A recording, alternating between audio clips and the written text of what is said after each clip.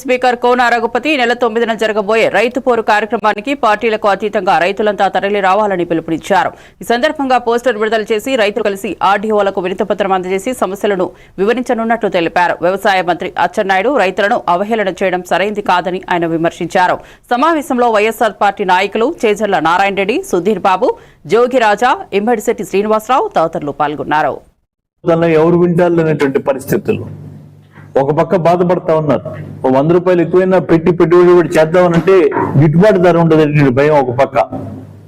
ఈ అసంఘటితంగా ఉన్నటువంటి రైతులందరూ కూడా అందరం కలిసి పోరు చేయాలి. ఈ ప్రభుత్వం మీద ఒత్తిడి తేవటానికి రైతులందరూ కూడా కదలి రండి, కలిసి రండి, తప్పకుండా ఈ ప్రభుత్వం మెడలు వంచుదామని చెప్పి మీ ద్వారా వాళ్ళకి తెలియజేస్తా ఉన్నా.